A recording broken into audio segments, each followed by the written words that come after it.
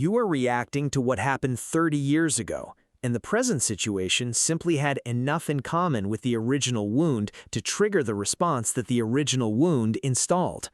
The relationship pattern that repeats despite your best intentions, the emotional response that arrives too fast and too large for what produced it, the belief about yourself that no amount of contradicting evidence seems to correct.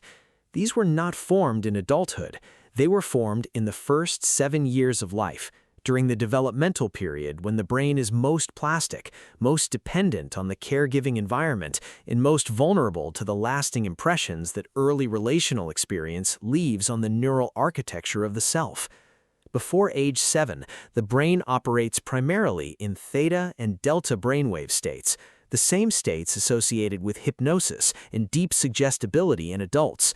The child is not critically evaluating the messages the environment delivers. They are absorbing them directly into the subconscious architecture that will run the majority of their adult behavior automatically, below the threshold of conscious awareness. By the end of this video, you will have the full developmental and clinical framework for childhood wounds, 7 dimensions covering how they form, what they produce in adult life, and what genuine healing, rather than symptom management, actually requires. Stay especially close when we reach Dimension 4, the ACE study, because Dimension 4 contains research findings that are among the most important and most consistently ignored in the entire field of public health and mental health combined. Dimension 1, the Neuroscience, why the first 7 years are the most formative. The neuroscience of early brain development explains, with increasing precision, why the experiences of the first 7 years carry disproportionate weight in shaping adult psychology. At birth, the human brain contains approximately 100 billion neurons, but relatively few synaptic connections between them.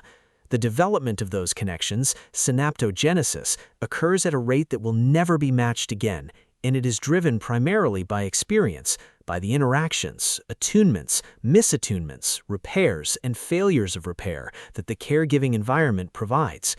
Neuroscientist Alan Shore at UCLA, whose work on the neurobiology of emotional development is foundational in the field, has documented how the right hemisphere of the brain, the hemisphere primarily responsible for emotional processing, self-regulation, and the implicit relational knowledge that governs how we feel in connection with others, develops most rapidly in the first 2 years in direct response to the quality of the attachment relationship. The caregiver who attunes well, who mirrors the child's emotional state, responds to their distress, and repairs ruptures in the connection, literally builds the neural architecture of emotional regulation. The caregiver who cannot attune, through depression, anxiety, trauma, or simple emotional unavailability, leaves corresponding gaps. These gaps are not permanent, but they are real, they are consequential, and they are the neurological substrate of the childhood wounds that clinical psychology has spent decades trying to address. Dimension 2, the 5 core wounds, what the clinical literature identifies. Psychologist Lise Bourbeau, drawing on decades of clinical work, identified 5 core childhood wounds that appear most consistently across populations of adults in therapy: abandonment, rejection, humiliation, betrayal, and injustice. Each wound originates in a specific relational failure in the early caregiving environment and produces a specific cluster of adult beliefs, emotional responses, and behavioral patterns. The abandonment wound produces an adult who experiences connection as inherently precarious, who monitors relationships constantly for signs of withdrawal, who experiences ordinary distance as confirmation that they will eventually be left, and who may cling or pursue in ways that accelerate the outcome they most fear. The rejection wound produces an adult who experiences themselves as fundamentally unacceptable, who anticipates being excluded before exclusion has been indicated, who may isolate preemptively rather than risk the rejection they expect, and who reads neutral interactions through the specific lens of someone who has learned that they are not the kind of person people want to keep. The humiliation wound produces an adult who is hypervigilant to shame, who may oscillate between shrinking to avoid humiliation and overperforming to preempt it. and for whom criticism, however gentle, activates a disproportionate response that has less to do with the criticism itself than with what it echoes. The betrayal wound produces an adult who struggles to trust, who may oscillate between over-trusting and complete distrust, and for whom the discovery that someone was less than what they claimed produces not just disappointment, but the specific devastation of a wound that was always expecting to be reopened.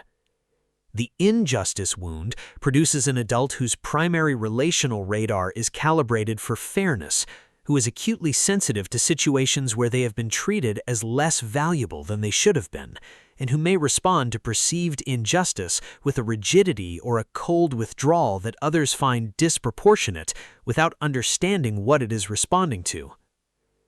Dimension 3. Schemas: How wounds become operating systems.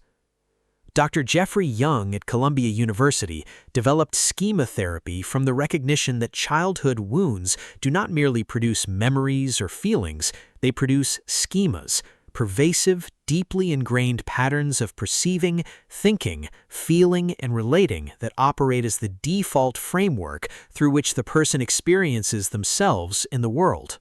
A schema is not a belief that can be changed by acquiring contradictory information. It is the lens through which information is evaluated, and it filters incoming experience to confirm itself. The person with an abandonment schema does not simply worry about being left.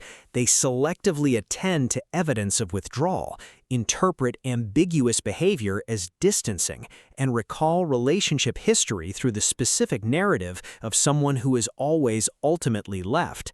The schema maintains itself by controlling what data it allows to count as evidence.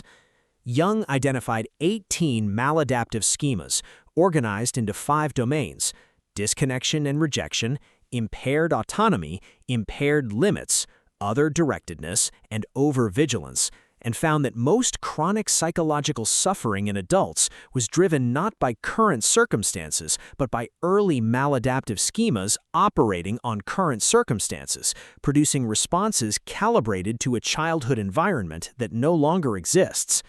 The therapeutic implication is significant. You cannot think your way out of a schema, because the thinking is already happening inside the schema. The intervention must operate at a level that is prior to the cognitive, at the level of the emotional, embodied experience from which the schema was built. Dimension 4. The ACE study, the most important research most people have never heard of. In the mid-1990s, epidemiologist Vincent Felitti at Kaiser Permanente and Robert Onda at the CDC conducted one of the largest and most consequential studies in the history of public health. They surveyed over 17,000 adults about 10 categories of adverse childhood experience, abuse, neglect, and household dysfunction, and correlated the results with lifetime health outcomes across physical and mental health domains. The findings were so striking that initial reviewers refused to believe them. Adults with 4 or more ACEs, compared to those with none, showed dramatically elevated rates of heart disease, cancer, chronic lung disease, depression, anxiety, substance abuse, and suicide attempts. The relationship was dose-dependent and linear. More adverse experiences produced worse outcomes, with no threshold below which the relationship disappeared. The ACE study did not merely document correlation, it established the biological mechanism, the toxic stress response, the sustained activation of the HPA axis and the sympathetic nervous system in the absence of adequate buffering by a responsive caregiver, produces lasting changes in brain architecture, immune function, and endocrine regulation that create vulnerabilities to disease and dysfunction that persist across decades and across organ systems. The implications for how we understand adult health are profound. The person whose body is producing chronic inflammation, whose immune system is dysregulated, whose stress response fires at a lower threshold than it should, may be carrying in their physiology the biological record of what happened to them before they were old enough to remember it consciously. If this is giving you a new framework for patterns you have been trying to change through willpower alone, like this video right now. And write in the comments, my patterns are not my personality, they are my history. Because that distinction between a fixed self and a shaped one is the difference between a life sentence and a trajectory that can be altered. Write it. Dimension 5. Why insight alone doesn't heal, and what actually does. The most important clinical finding in the treatment of childhood wounds is one that surprises most people who encounter it. Understanding why you have a pattern is not the same as healing the pattern. Insight is necessary, it is not sufficient. The reason is neurological. Childhood wounds are stored not primarily in the declarative memory system, the system that holds facts, narratives, and conscious knowledge, but in the implicit memory system, the procedural, emotional, and somatic memory that governs automatic behavior, emotional responses, and the felt sense of safety or danger in relational contexts. Telling the declarative system a different story does not automatically update the implicit system. The person who understands intellectually that their abandonment wound was produced by an inadequate caregiver, not by their own unworthiness, still feels the abandonment response in their chest when their partner takes longer than expected to respond to a message. The knowing and the feeling operate on different neural tracks, and the neural track that was conditioned by early experience is not revised by information about that experience. What revises it is new experience, specifically new relational experience that delivers a different emotional reality to the implicit system than the one the childhood wound encoded. Dr. Daniel Siegel's research on interpersonal neurobiology identifies the therapeutic relationship itself as the primary mechanism of change in trauma-informed therapy. The consistent experience of being in relationship with someone who is attuned, responsive, and reliably safe begins over time to revise the implicit relational template that the early caregiving environment built. Dimension 6. The inner child. What it actually means clinically. The inner child is a concept that gets dismissed in clinical contexts because of its association with oversimplified self-help literature. The underlying psychological reality it points to is not dismissible. Internal family systems therapy, developed by psychologist Richard Schwartz, provides the most rigorous clinical framework for the inner child concept.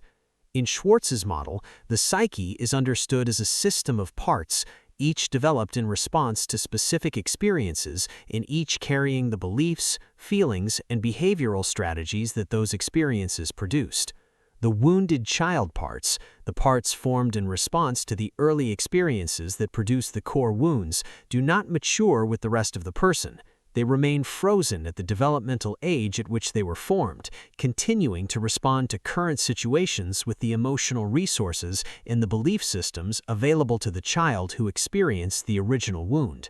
The therapeutic work of internal family systems is not the elimination of these parts, but their healing, the provision in the therapeutic relationship and through specific internal relational practices of what the original caregiving environment failed to deliver. Genuine attention, validation, and the felt sense of being important to someone who has the capacity to be important to you. Dimension 7. What genuine healing requires and the timeline the research supports. Genuine healing from childhood wounds is not the achievement of a state in which the wounds no longer exist. It is the development of a relationship with the wounds that is different from the one that was formed in the original caregiving environment, one in which the wounded parts are met with the compassion in the presence that they required and did not receive. The research on trauma-informed therapeutic approaches, EMDR, somatic experiencing, internal family systems, and attachment-focused therapy consistently finds that the approaches most effective for childhood wound healing share three features. They work at the level of the body in the implicit memory system, not only the cognitive. They involve a relational component in which the therapeutic relationship provides corrective emotional experience, and they allow the process to move at the pace of the nervous system rather than the pace of the intellect. The timeline is longer than most people want. Developmental wounds that formed across years of early experience are not resolved in weeks of insight. The nervous system that was shaped by the original environment requires a significant number of corrective experiences before the implicit template is revised, and the revision is not linear. It proceeds through the specific, non-linear pattern of trauma recovery: apparent progress, triggering, retreat, consolidation, and slow forward movement that is only visible in retrospect. What makes the timeline bearable is the understanding that each step in the process is not just symptom management, it is structural change, the genuine revision of neural architectures that have been running the same program since before conscious memory began. And structural change, when it finally consolidates, produces something that insight management never could. A self that no longer needs to brace against its own history because the history has finally been processed into something the present can move forward from. 7 dimensions, the neuroscience of early brain development and why the first 7 years are architecturally decisive. The 5 core wounds and each adult pattern it produces. Jung's schema framework, how wounds become the operating system rather than a memory within it. The ACE study, the biological record that childhood adversity leaves in the body across decades, why insight is insufficient and what the neuroscience of implicit memory says is actually required, the inner child in the rigorous IFS framework, and what genuine healing requires, its timeline, its mechanism, and why it produces something that management never could. You are not your childhood, but your childhood is in you, and the work of your life, if you choose it, is learning to meet it with the compassion it never received the first time.